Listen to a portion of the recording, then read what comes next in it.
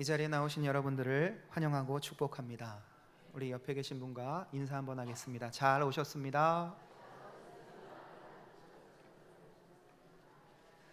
지난 한 주 엄청 더웠는데 그래도 여러분 건강한 얼굴 보니까 참 감사합니다. 오늘 우리가 읽은 이 본문 말씀은 사도 바울이 에베소 교회 성도들에게 보내는 서신입니다. 에베소 교회는 사도 바울이 가장 오랜 기간 머물면서 사역했던 교회입니다.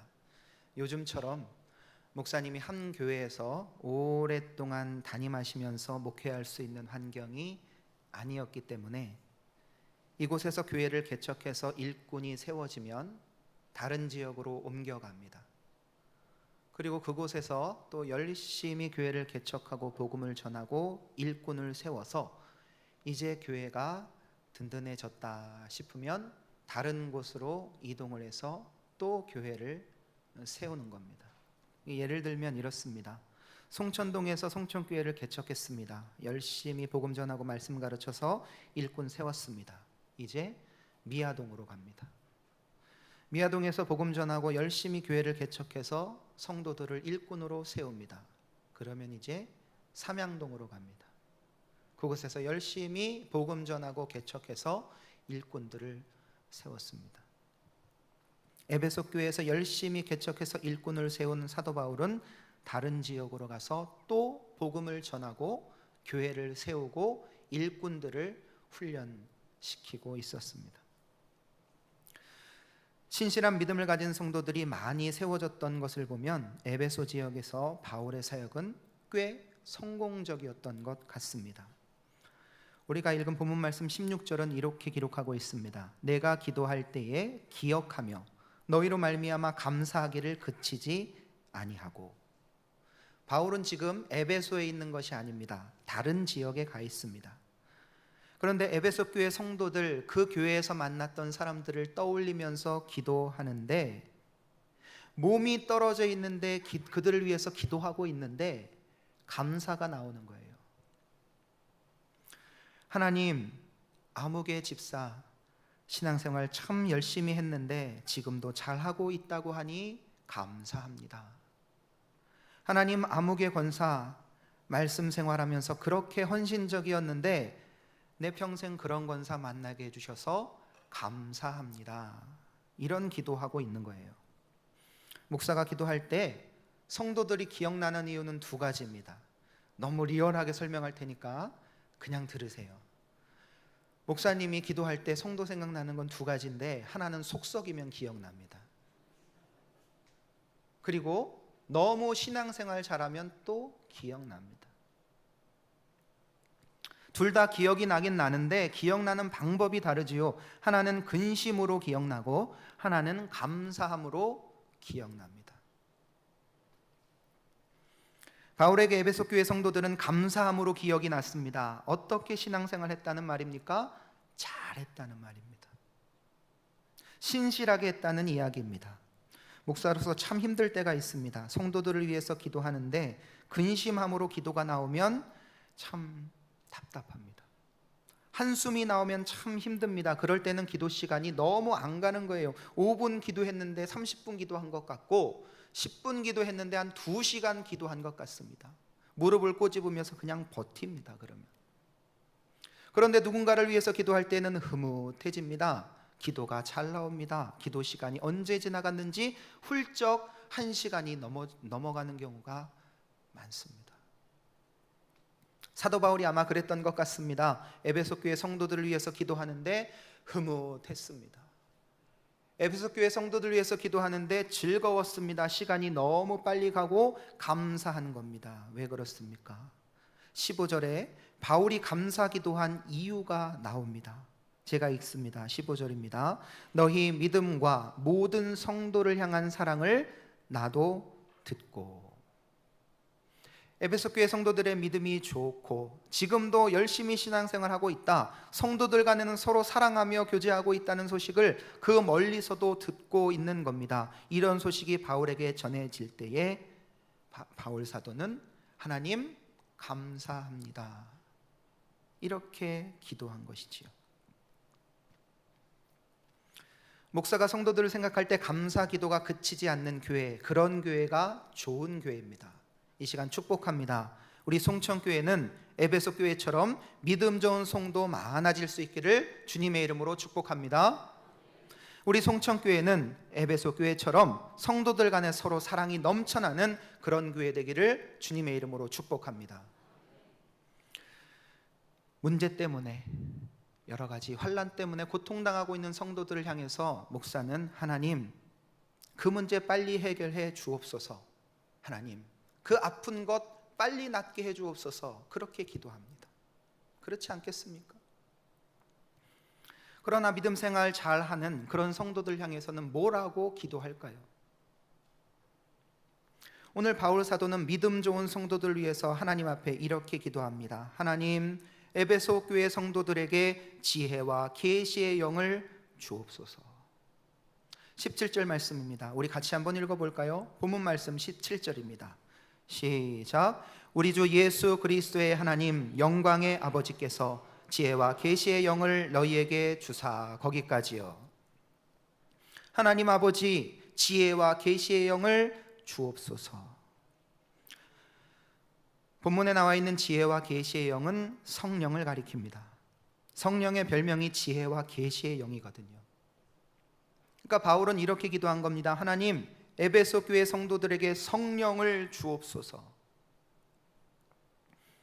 이들은 이미 믿는 사람들입니다. 신앙생활 잘하고 있습니다. 성도 간에 서로 사랑하고 있습니다. 그럼에도 불구하고 바울은 그들을 위해서 성령을 주옵소서라고 하나님께 간구하고 있는 겁니다. 바울은 왜 잘 믿고 있는 성도들을 위해서 성령을 구했을까요? 17절 하반절입니다. 17절 하반절 제가 봅니다. 지혜와 계시의 영을 너희에게 주사 하나님을 알게 하시고. 지혜와 계시의 영인 성령께서 그들과 함께 있을 때에 그들이 비로소 하나님을 알 수 있기 때문입니다. 신학자 존 칼빈은 이 구절을 이렇게 주석했습니다. 우리의 스승인 성령이 우리를 가르쳐 주기 전에는 우리가 아는 것은 모두 무지와 어리석은 것뿐이다. 하나님의 성령이 비밀의 계시로 알려주실 때 비로소 우리는 부르신 하나님의 지식을 우리 마음으로 깨달을 수 있다. 성령께서 우리에게 알게 해주셔야 우리는 비로소 하나님을 알 수 있습니다. 내 지식으로, 내 머리로, 내가 공부한 것으로, 내가 경험한 것으로 하나님을 알지 못합니다. 어떻게 감히 유한한 인간이, 100년도 살지 못하는 사람이 하나님을 안다라고 말할 수 있겠습니까? 우리가 아무리 공부하고 성경 말씀 읽고 통독하고 쓰고 제자 훈련하고 사역 자반하고 모든 걸 다 했다 하더라도 우리가 아는 하나님은 부분적인 겁니다. 우리가 경험한 하나님은 부분적일 수밖에 없습니다. 우리가 어떻게 전능하신 하나님을 알 수 있을까요? 어림없는 이야기입니다. 우리는 아무리 하나님을 많이 경험했어도, 아무리 신앙생활 오래 했어도 하나님의 한 부분, 일정한 부분밖에는 모릅니다. 장님 코끼리 만진다는 말 여러분 아시지요? 장님 코끼리 만진다. 장님 3명이 서로 싸웁니다. 한 명이 이렇게 얘기해요. 내가 코끼리를 좀 아는데 코끼리는 커다란 기둥과 같아. 이 사람은 코끼리의 다리를 만져본 사람입니다. 그 얘기를 들은 한 장님이 또 이렇게 말합니다. 무슨 소리야? 코끼리는 돼지코처럼 구멍이 2개 뚫린 커다란 구렁이 같아. 이 사람은 코끼리의 코를 만져본 사람입니다. 두 사람의 이야기를 들은 또 다른 한 사람이 이렇게 말합니다. 무슨 소리야? 말도 안 되는 소리. 둘 다 틀렸어. 코끼리는 부채처럼 생겼어.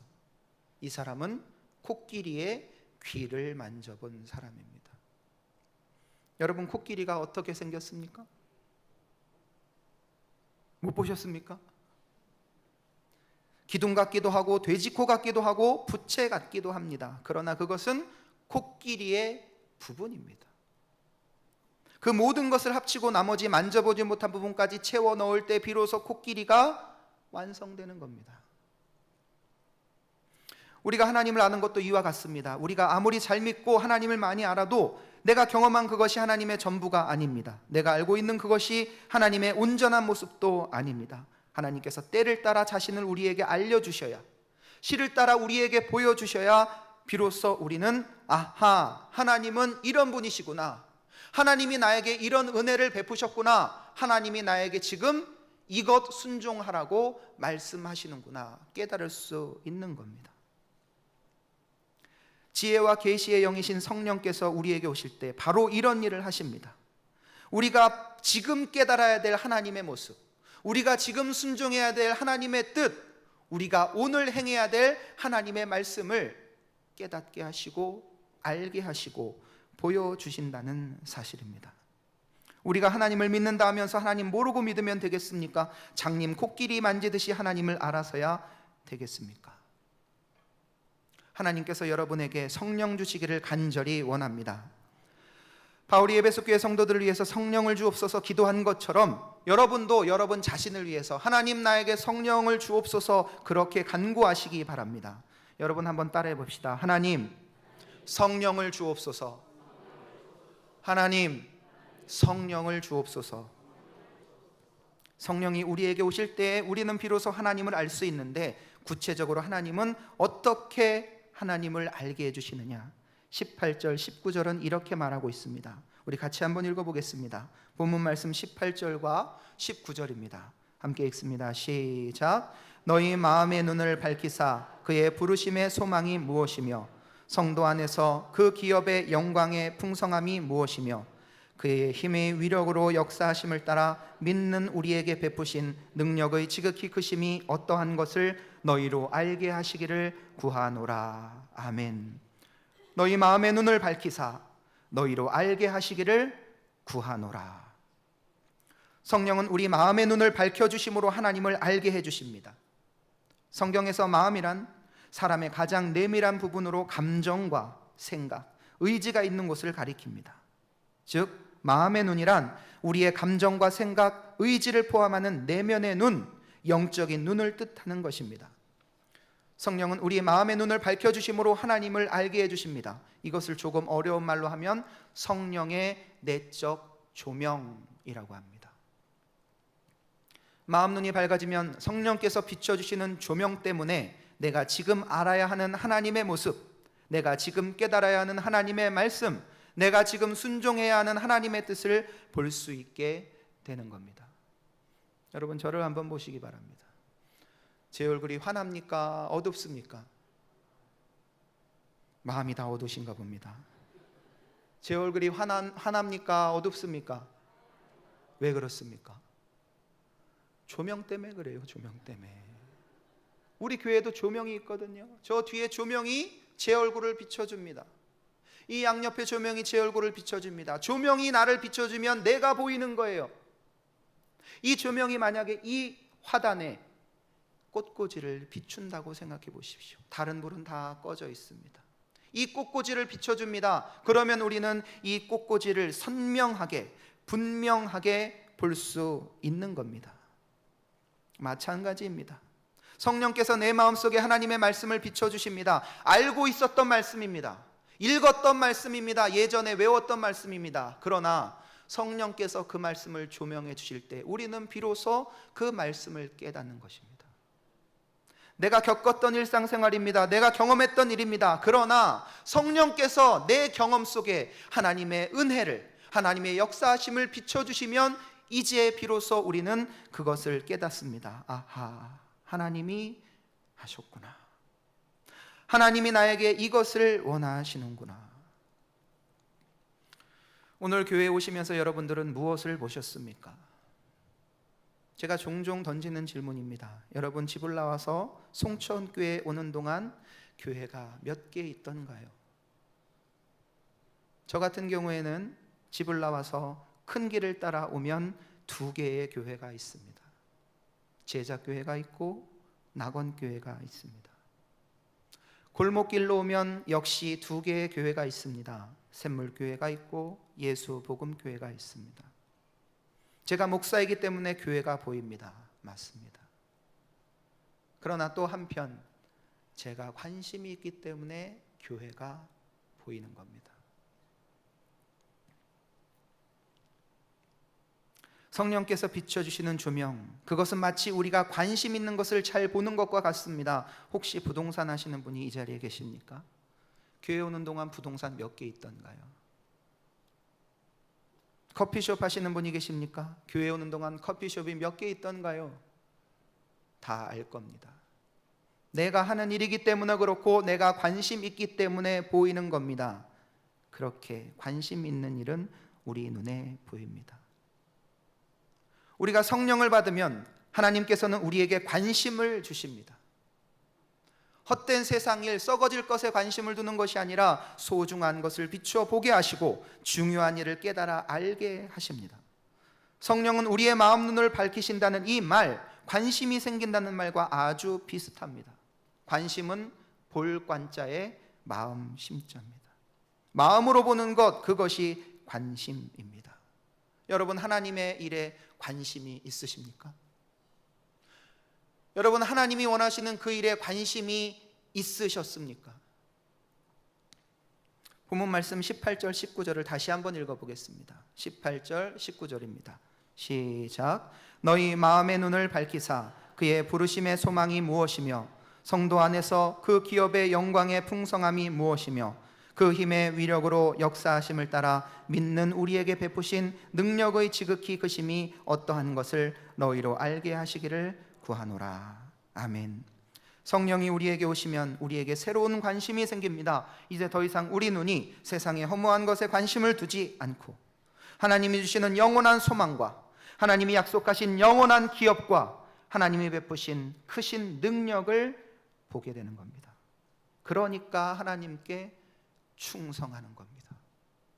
그러니까 주의 일에 헌신하는 겁니다. 그러니까 내게 베풀어 주신 은혜에 감사하는 겁니다. 열심히 주의 일을 하는 사람이 괜히 하는 줄 아십니까? 하나님이 보여주시고 하나님이 깨닫게 해주시고 하나님이 은혜해 주시기 때문에 감당하는 것 아니겠습니까? 어떤 권사님의 간증입니다. 20대 장성한 아들을 두고 있었는데 그 아들이 운전을 하다가 교통사고가 났습니다. 자기 아들이 신호위반을 해서 난 사고였기 때문에 누구를 탓할 수도 없었습니다. 갈비뼈가 부러졌습니다. 팔다리가 다 부러졌습니다. 네 팔다리가 다 부러졌습니다. 부러진 갈비뼈는 폐를 찔렀습니다. 의사들이 한결같이 이야기합니다. 못 산다고. 하나님께 울부짖습니다. 하나님 살려만 주십시오. 하나님 살려만 주십시오.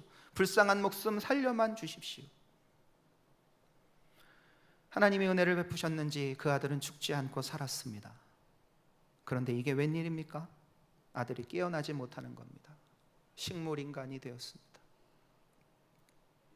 살려는 주셨는데 이제 병상에서 이렇게 누워만 있어야 하다니 차라리 죽는 것이 낫지 아니할까? 하나님 살려주시려면 제대로 살려주시지 이게 뭡니까? 기도가 바뀌었습니다. 원망하고 낙심하며 시간이 흘러갑니다. 하루, 한 주, 한 달, 두 달, 8달, 9달이 지나도록 아들은 깨어나지 않습니다. 하루하루가 1년 같습니다. 도무지 가지 않습니다. 하루가 1년 같은 시간. 그렇게 원망도 하고 불평도 하고 기도도 하고 했는데 하나님은 내 기도 듣지 않으신 것 같았습니다. 그런데 10달이 되던 어느 날 기적같이 그 아들이 깨어납니다. 몸이 점점 회복되더니 이제는 자기 두 손 두 발로 걸어다니고 마침내 태어나게 되었습니다. 이때쯤 아멘이 나와야 되는데 이때부터 권사님의 기도가 바뀝니다. 하나님, 기도 들어주실 거면서 이렇게 낫게 해주실 거면서 왜 그렇게 오랫동안 뜸들이셨습니까? 왜 그렇게 오랫동안 나 가슴 아리하게 하셨습니까? 왜 이렇게 기다리게 하셨습니까? 권사님은 그에 대한 답을 찾지 못했습니다. 시간이 얼마나 흘렀을까요? 5년, 10년, 20년. 어느 날 권사님이 의자에서 넘어져서 팔이 부러졌습니다. 퉁퉁 불어오른 부기가 빠져야 수술을 한다는 의사의 말에 바로 수술을 하지 못하고 그 부러진 팔을 붙잡고 한 주, 두 주, 세 주나 되는 시간을 기다렸습니다. 밤마다 찾아오는 통증, 조금도 움직이지 못하는 팔 때문에 한순간도 편안하지 않았습니다. 그때마다 하나님께 이렇게 기도했습니다. 하나님, 왜 이렇게 나 힘들게 하세요?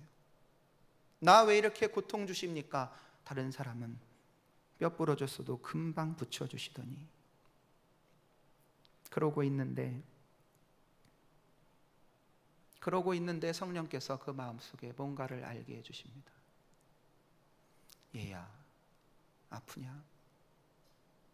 아프지요? 그럼 안 아파요? 하나님 팔 부러져 보셨어요?